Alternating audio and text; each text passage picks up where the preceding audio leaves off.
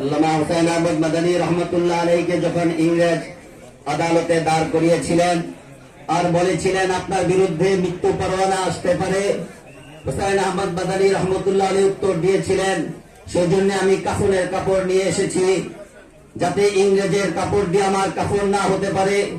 সেই মাদানী রহমতুল্লাহ আলাইহি রাজাল্লাহ খলিফা আহমদ শফি রহমতুল্লাহ আলাইহির হাতে গড়া সংগঠন হেফাজত ইসলাম বাংলাদেশকে নিয়ে আমরা এই হলের ভিতরে প্রোগ্রাম না করে মাদানী সে রুহানি সন্তান হিসাবে আবার আমরা সাপলা চত্বরে প্রোগ্রাম দেখতে চাই। আমরা উপস্থিতিতে হেফাজত ইসলামের উপস্থিতিতে পঞ্চপল্লীতে আমাদের ভাইদেরকে হত্যা করা হয়, কোনো ভয় পায় না। আমাদের সামনে শিক্ষানীতি প্রণয়ন করা হয়, কোনো ভয় পায় না। আরেকবার সাপলা চত্বরের প্রয়োজন দেখা দিয়েছে। আমরা মুরব্বীদের কাছে সেই প্রোগ্রাম দাবি করে আমি আমার সংক্ষিপ্ত বক্তব্য এখানে শেষ করছি।